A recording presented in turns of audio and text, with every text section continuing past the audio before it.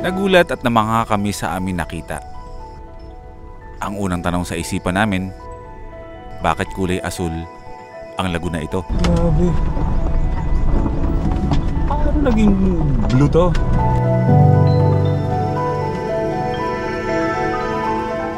At isa na namang kababalaghan ang gumulat sa akin.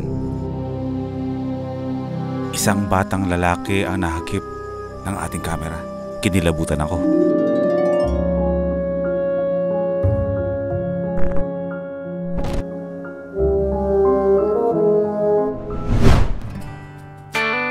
And welcome back to another van life episode. Panibagong adventures na naman kasama ang ating camper van na si Watod at syempre si Yomamen. Ito ang kagandahan kapag wala kang ligo eh. Sumusunod yung buhok mo kung saan mo gusto. Hindi, nakaligo na kami. Okay, welcome back to another van life adventures. Ngayong araw ay babiyahe tayo, kasama natin si Yomamen. Nag-decide muna kami na what if ngayong araw lumabas muna kami ng Nueva Vizcaya. Ngayon ay binabaybay namin itong medyo mabait na kasingsagan na Nueva Vizcaya going to Isabela. Kasi ilang araw na rin kami na medyo umaaray kami sa sobrang lamig ng panahon sa Nueva Vizcaya. Dati malamig, kinakaya namin, pero ngayon makirot, masakit na sa buto yung lamig na dinadanas namin ngayon sa gabi, lalo na yung tinitirahan natin doon. Bukas na bukas dahil sa kubo tayo nakatira. Tatakas muna kami saglit para maiba lang din. Pili ko mauubos mo lahat ng falls dito eh. Matagal yun. Matagal? Mga dami, di ba? Tsaka yun nga pala, kinakongratulate namin ngayon pala ang aming kaibigan na si Bancada at ang Hipon Brothers na kasalukuyang ginagawa ngayon ang North Loop gamit ang kanilang camper van. So sa mga susunod na araw, dadaan sila ng Nueva Vizcaya para mag-camping kami sabay-sabay.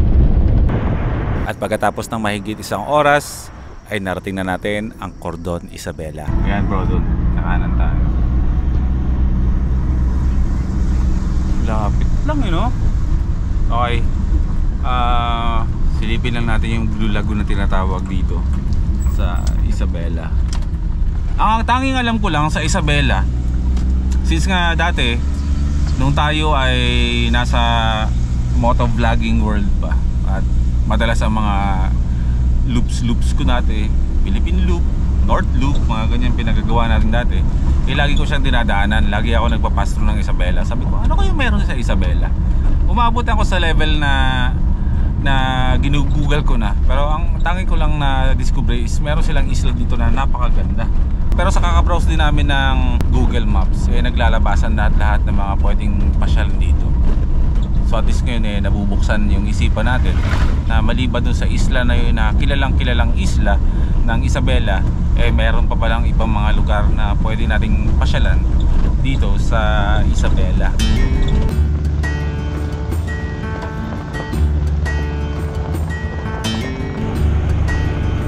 Brody, swerte natin at hindi umuulan. Kasi kapag umuulan, good luck sa atin dito kasama si Watod. Madulas tong dinadaanan natin ngayon. Kakarampot na lang, mararating na natin yung tinatawag na Blue Lagoon.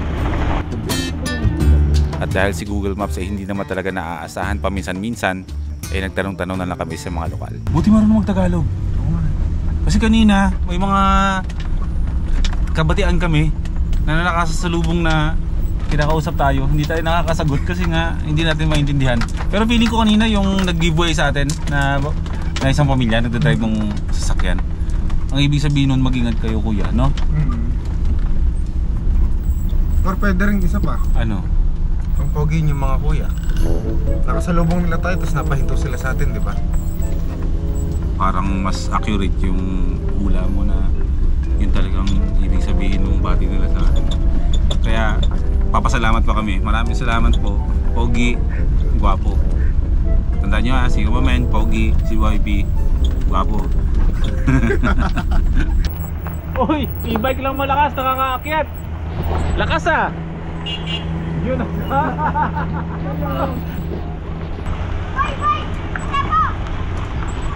Pairam!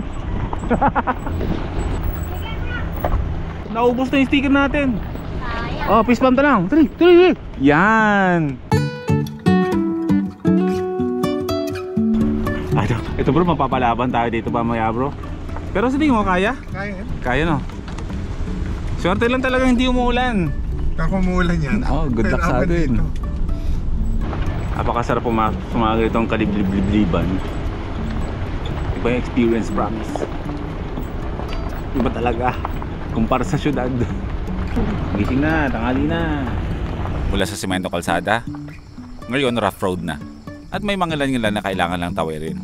Bama na tayo, may dadaanan tayong ilog na napakalalim. Baka bro, lumubog. Teka lang. Spot check muna tayo kung gaano kalalim itong ilog. Go go!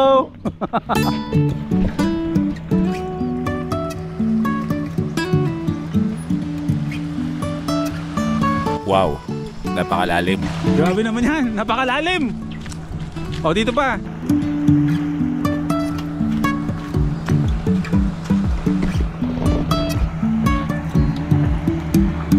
Nice ka, Brad. Oy! Pasakay! Pasakay! At lalo pa kami nililigaw ng Google Maps. Pinapabalik kami. Pinapabalik tayo, mali yung pinasukan natin bro. Bulol, gabayan mo kami. Ang ginawa namin, ganun ulit. Magtanong sa mga lokal. Kuya, tama ba tong tinatahak namin papuntang Blue Lagoon? Yan na, malapit na. Andyan ha? Oo, diretso lang po yan. Sige po, salamat. Magulo nga yung mapa bro na dililigo. Kailangan natin baliktad ng ano. Alam mo anong mas effective na pwedeng baliktarin kapag naliligaw? Ano? Brief. Lugi ko. Hindi ka nag-brief. Hindi ako nag-brief. Alam mo, hindi ka lugi. Alam mo bakit? Ako hindi na ako nag-brief. Si Gino hindi na nag-brief. Hindi joke yun, totoo yung sinasabi namin. Kasi gusto lang namin isa pamuhay yung mga kapanahunan. Kasi dati yung mga tao naman talaga hindi nagbibrief. Diba?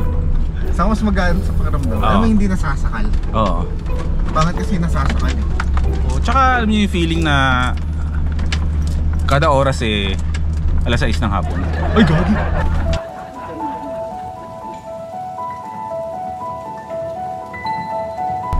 Blue nga talaga bro. Oh my gulay. Ano naging blue yan? Grabe yung ganda.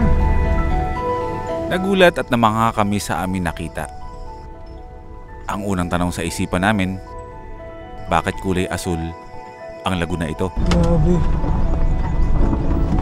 Ano naging blue to? Napakaganda. Unang kita ko pa lang, alam ko na hindi ito natural na gawa ng kalikasan. Kailangan ko malaman kung bakit asul ang tubig dito.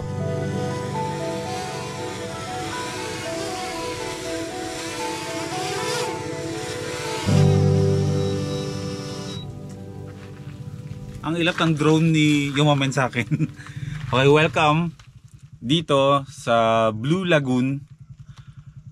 Matatagpuan yan dito sa Cordon, Isabela. Hindi ako matigil sa pag-usisa kung bakit ganito ang kulay ng Laguna ito. Boy, first time. Boy P. Sinetap ko ulit ang drone at nagpalipad. At isa na namang kababalaghan ang gumulat sa akin. Isang batang lalaki ang nahagip ng ating kamera. Kinilabutan ako. At unti-unti ko napansin na nawawalan ako ng control sa drone. Feeling ko nagbukas na ang third eye ko. Kasi nakita ko yung tatay ng bata nagsiswimming. Mas malaki pa sa akin. Kaya, sige na. Malipad na tayo ng drone. So ang kwento nitong Laguna to, kagagawan to ng tao, man-made. Isa siya dating minahan ng ginto at ng metal. Kaya sa video, nakikita ninyo na kulay blue yung tubig dito sa Laguna to dahil sa sobrang lalim ng tubig dito. Ang batayan nila ng lalim dito, alam niyo yung backhoe, yung tagahukay ng mga lupa-lupa. Dari ganyan, yung kumakayod. 5 ganon, 5 pinagpatong-patong na ganon ang lalim nito, kaya ganyan yung kulay niya. Alam naman natin yan na kapag ang tubig ay nagkukulay asul na, ibig sabihin yan is napakalalim na. So hindi ako maliligo dyan, mahirap na. Pero may mga iba dito, may mga lokal dito na naliligo. Syempre malalakas ang loob nila pagdating sa ganyan. Eh alam niyo naman si Boy, first time pag sinabi sa akin na 5 backhoe ang lalim niyan, is hindi ko iisipin yung lalim. Ang iisipin ko dyan is yung 5 backhoe na nasa ilalim ng tubig. Mamaya maliligo ka ba? Oh, hindi kuya. Baka wag na? Oh. Baka maging alamat ako eh. Baka maging alamat ka? Maging kwento na lang tayo? At ang dahilan kung bakit natigil ang pagmimina daw dito, sabi ng mga lokal, is dahil nga sa sobrang lalim is malakas na yung buga ng tubig, hindi na nila makayanan. E di nagsiahon sila at yun na ang simula na ang hukay na napakalalim na ito ay naging Blue Lagoon na kung tawagin. Kaya ganyan na siya. So isa na siyang attraction ngayon. Pero sa inyo naman, kung gusto nyo maligo kapag pumunta kayo dito, please lang dobling ingat lang kasi hindi biro yung lalim niyan.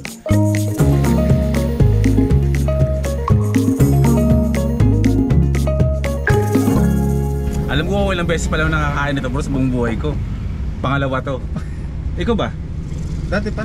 Nakatikim ka na niyan? Oo. Ice cream na mayroong tinapay. Awesome. Thank you kuya. Matabang ako eh. Kaya ko ito pagkatin. Pareho pa naman tayo naka-brace. Kinabukasan, kanya-kanyang buhay muna kami ni Yomamen.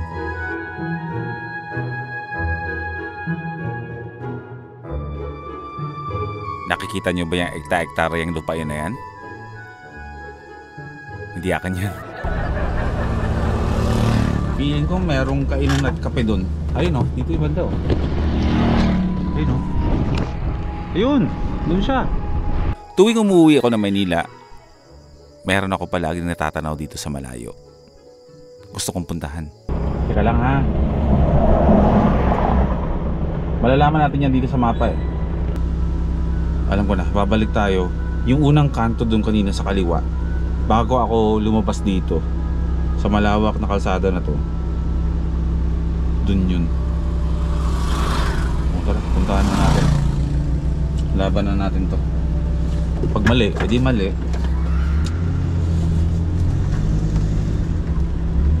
Gusto ko talaga mapuntahan eh, napakaganda eh. May pagkain yan, tsaka may kape yan dyan. Sigurado. Isipin mo ba naman, sino ba namang hindi matutuwa dito sa Nueva Vizcaya? Nagdadrive ko lang ng ganito eh, may mga makikita kang mga view na mga ganyan sa labas, diba? Tirik yung araw pero malamig ang simoy ng hangin. Kaya ako naka-jacket ng ganito. Oh yun, napakaganda oh. Nakikita nyo yan? Alapit-lapit ng buntok na kalbo sa harapan natin. Mukha lang siyang kalbo sa malayo pero may mga puno-puno naman talaga. Maliliit lang. Grabe, sa mismong paanan talaga tayo. So, itong dinadaanan natin ngayon is ito yung bundok kanina na natatanaw ko sa malayo.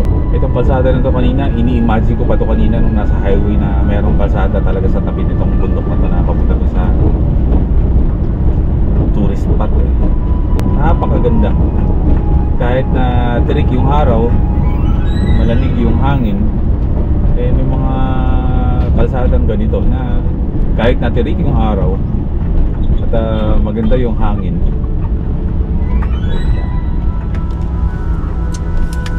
Wait lang, ano to?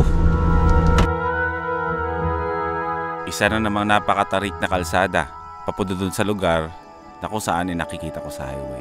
Kakayanin kaya ni Watod yun? Ay takti yun nga yun. Sobrang tarik, parang 90 degrees yata. Ayun siya sa taas oh.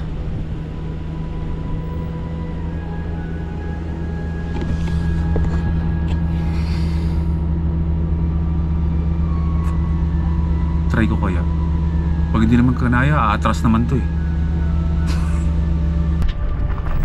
Napakatarik. Gusto ko talaga siya maakyat eh. Try natin ah. My God, kinakabahan ako. Low gear na tayo agad. Sige, try natin. Sa mga hindi pa nakakaalam, ang camper van natin na si Watod ay isang Suzuki Every Wagon. Kayanin mo, Watod! Gusto ko makarating doon! Tanging 660cc lang ang makina nito. Malaki pa nga yung makina ng Honda XIDV natin eh.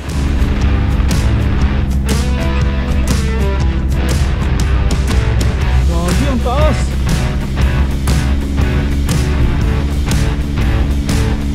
Uy! Isang ordinaryong minivan na ginagamit for daily use sa Japan. Lord, kaya mo ba? Diyos ko Lord, sa ngalan ng kape. Kumbaga, van na pampamilya, pamalengke, panghatid ng mga bata sa eskwelahan. Gagi, kakayanin nga. Pero may mga gumagamit dito sa Japan at ginagawang camper van. Boom, panis! Dito sa Pilipinas, hinakit ko sa kabundukan. Bakit tayo? Eh God, ang kailangan lang talaga ay magtiwala sa ating camper van. Magtiwala lang sa kakayanan, hindi ba to? Dito na tayo. Magtanggal tayo ng jacket kasi sobrang tirik ng araw. Malabig yung hangin eh, para ma-enjoy din natin. Tsaka baka makita ko ton, sabihin nila balot naman tong laking ito. Alright, let's go. Walang pagkain, wala rin kape. Kakabukas lang daw kasi ng resort, kaya hindi pa kompleto ang kanilang serbisyo. Pero babalikan natin ito sa mga susunod na pagkakataon.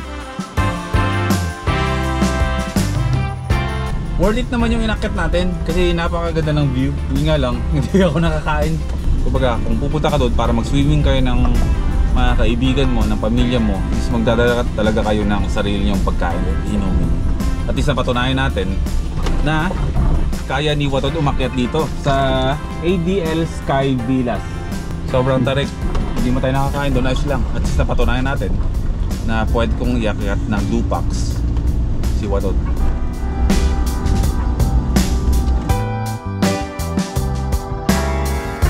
Bumaba na lang ako ng Kapatagan. Nagbaka sakali na meron akong mahanap na pwede kong kainan.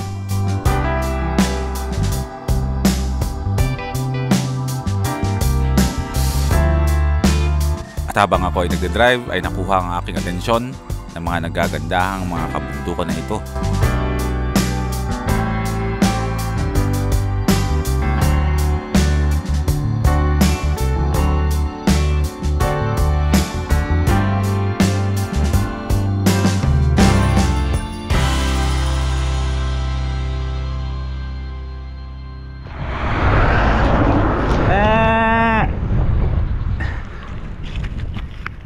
Ay, nagpapahawak.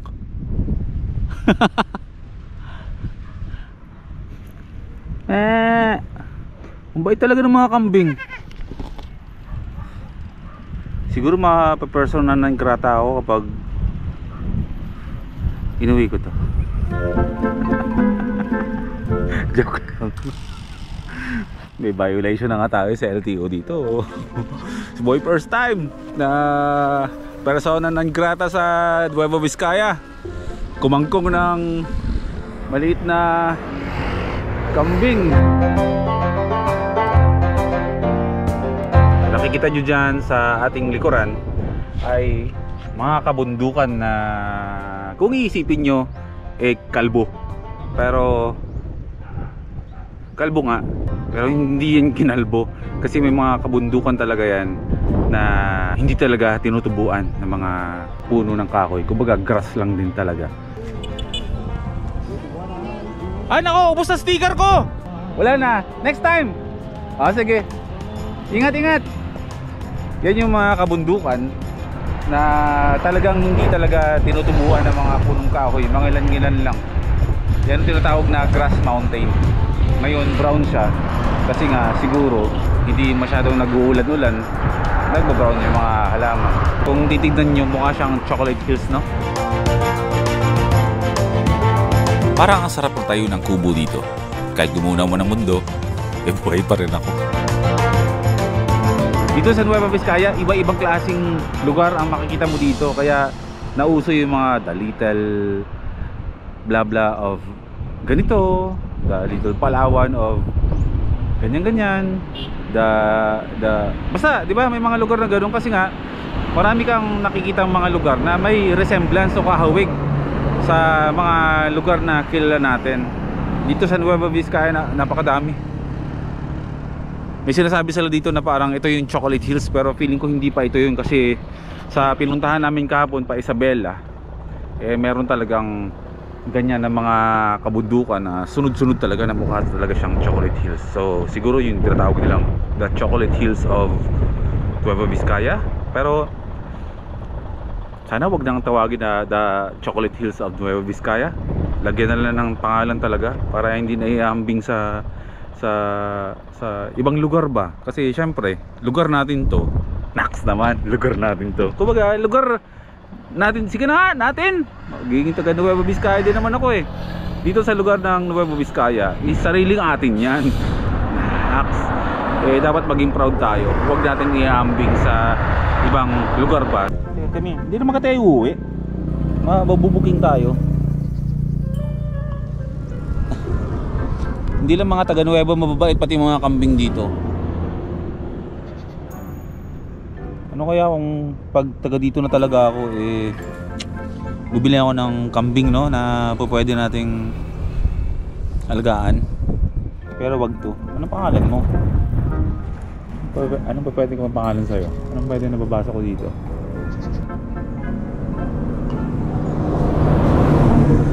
Ah, yun! May dumaan na truck, si Edmund! Uy, Edmund!